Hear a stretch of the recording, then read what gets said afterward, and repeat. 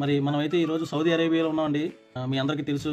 అయితే ఇక్కడ వినాయక చవితి ఓపెన్గా మనలాగా బయట విగ్రహం పెట్టి నిమజ్జనం అలాంటివన్నీ చేయకూడదండి. రెస్ట్రిక్షన్స్ అనేవి ఉంటాయన్నమాట గవర్నమెంట్ తరఫు నుంచి.